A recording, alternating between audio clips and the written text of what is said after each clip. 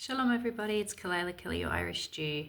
You may have heard about the Druze in Syria and Israel clashing and fighting with the Syrian government, which is being led by a man who is basically evil. He used to be part of the Daesh ISIS terrorist groups that were rampaging across Syria and Iraq and other parts of the Middle East. Absolute nightmare of a human being. And he's now the temporary or current leader in Syria, which has been a mess since Assad was gotten rid of, the dictator. And basically, I had to learn a bit more about the Druze. I've heard of them in the past, but I didn't realize just how profoundly interconnected the Druze community are with Israel, for example. So the Druze are a minority group. There's less than 2 million of them in the world, and they are a unique and different group of people. You can see here they wear certain clothes. They have these colors for their flag. They are in different parts of the Middle East, and they have great interconnections with Israel. And there are apparently many Druze in Israel who are in the army, in the IDF, yes, who are part of the community. Their women are very equal, very high-functioning women. It's a very interesting group of people, a very proud and strong-witted group of people who have survived as a minority in the area for over 1,000 years. Anyway, so they were potentially going to be ethnically cleansed in the southern part of Syria, where Syria meets the border with Israel. And just the other day, Tal, the traveling favorite Zionist colonizer, white guy, he's actually from the Middle East, but that's his joke. He showed a video where the Druze were coming over the boundary, coming over the fence with Israel because they had to escape, because the Daesh ISIS psychopaths have been rampaging through Syria trying to ethnically cleanse anybody they don't like, particularly the Druze. And so there are all these kind of complicated fights between, the Bedouins helping out the Daesh leaders in Syria versus the Druze, who are part of the Israel side of things. So Israel has gone in to fight and defend the Druze and is welcoming them in as refugees into Israel, which I absolutely 100% back.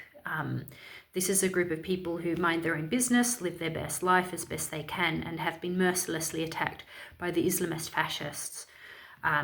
So it's horrific. And once again, the West, with all of its media, has completely ignored this threat against a minority. The hypocrisy of Western media banging on about minority rights and the suffering of the Gazans or the Palestinians, for example, and yet completely ignoring the minority rights of the Druze or any of the other minority rights across the Middle East who universally have been attacked and criminalized and raped and abused and sold off. I mean, this bastard who runs Syria, who was in Daesh, he, his terrorist group went around rampaging and raping and enslaving Yazidis, right? I remember a day when I was out with my family in the countryside, and there was this beautiful restaurant with this picture of a mural of a beautiful peacock with its feathers kind of extended. And that's a special symbol as part of the Yazidi faith. The Yazidi are a minority in the Middle East as well. And we were at the cafe, and a Yazidi girl came out to serve us some coffee. And there was a little dog, just a little puppy, at one of the other customers' feet, just yapped, like woof woof a little bit. And this poor Yazidi girl, who was a refugee, she freaked out so badly, she went and threw the tray in the air, and coffee and glasses went flying, and she was like completely overwhelmed and completely like a PTSD trauma reaction response to this sound. And I thought, holy shit, again, my ignorance about minorities across the Middle East and the refugees that have come to my country, I'm ashamed that I don't know more about these minority groups across the Middle East and how they have suffered under Islamism, under terrorism, under these bastards who go out making war, looting, stealing, murdering, stealing women, and then turning them into sex slaves. So this girl obviously saw some really traumatic stuff in her country of origin, and it was just like a moment of, wow, now I get a chance to learn more about the Druze, who sound like the most amazing people.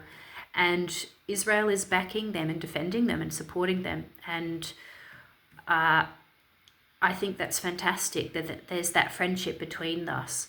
But of course, the media tries to then paint it out as those damn Jews, those damn Israelis, once again, the IDF, running around, attacking people, bombing people, interrupting people.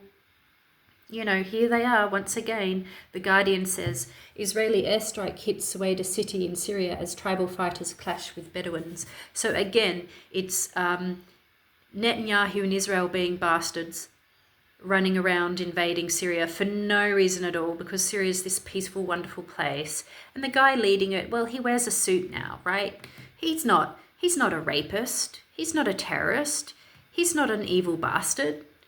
Yeah, his party, his terrorist buddies didn't run across the Middle East enslaving Yazidi women and putting them into cages and burning them alive when they refused to become sex slaves to the terrorists. No. Syria is a haven of peace and love and jonquils and butterflies and Islam, and everyone's just so happy. And once again, it's Israel, right, overreacting and invading and getting like crazy with its bloodlust and invading the Middle East, invading Syria for no reason. The hypocrisy is just so gross. But anyway, apparently America has been putting pressure on everybody to make peace with these bastards. Here he is, this man, Ahmad al-Sharaa, is one of the most evil people walking the earth. And just because he's wearing a nice little blue suit from Savile Row or maybe Kmart, wherever he's gotten it from, does not a gentleman make, right? This guy is an evil bastard. And here he is saying that Israel is seeking to dismantle the unity of our people. Pure propaganda. There is nothing unified. What he's trying to say is, damn Israel, interrupting our Islamist ideal of having an ethno-state where we just worship Islam and there are no minorities left in the Middle East. That's what he's actually saying, right? And Israel's like, screw you, we're not going to do that. We're not going to turn our backs on our Druze brethren who are now refugees flooding into Israel. And I say, let them in, fantastic. Let's protect them. Let's look after each other. But the fact that the Middle East is so complex, and yet, particularly the media, the overwhelming coverage is just Israel just bombing, running around, striking people, and Syrian leader vows to protect Druze after Israeli strikes. You cannot make this shit up. This is the ABC in Australia. Unbelievable. Syrian leader Ahmed al-Sharaa has vowed to protect the country's Druze community after Israel bombed the capital Damascus yesterday, claiming it had intervened on behalf of the minority group. So here is the ABC parroting back this evil psychopath, this man who happily was part of a group of terrorist men, marauders, Mujahid, whatever the hell the name is, I don't care, the terrorists, okay, running around with their flag, putting Yazidi women into cages and burning them alive, right? After they raped the children that they put into the cages, may I add.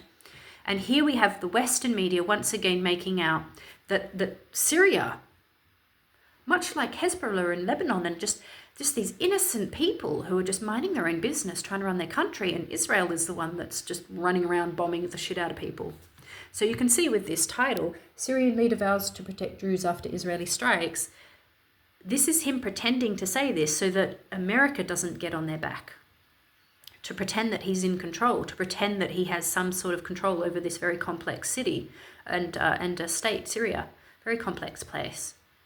So that right there is an example of the West once again removing the agency of the evil people, aka Hamas or Hezbollah or the Syrian bastard, and once again projecting everything onto Israel. Ignoring all the shit that those bad guys have just done that has led to this conflict, and then suddenly getting really hyper clear with the cameras and the zooming lens and focusing in when Israel reacts, right? That's the dynamic. And the West is absolutely to shame for playing along with this and going along with this bullshit narrative. And honestly, I think at this stage, the West does not have a crown to put on its head, morally speaking. Yeah, I recommend looking at any videos you can with Druze people, Druze commentators, Druze people who are speaking up about the ethnic cleansing that is being forced upon them in parts of Syria. And in this case, Israel is absolutely in the right to go in and protect these Druze people who seem really quite amazing. And again, I'm just looking at the titles, y'all. It's like SBS Australia. Who are the Druze and why does Israel say attacking Syria is helping them? Maybe a title should be, who are the Druze and why is the Islamist ethno-state fascist death cult led by the leader of Syria trying to wipe them out? And why are they fleeing to Israel for security and safety? That should actually be the title.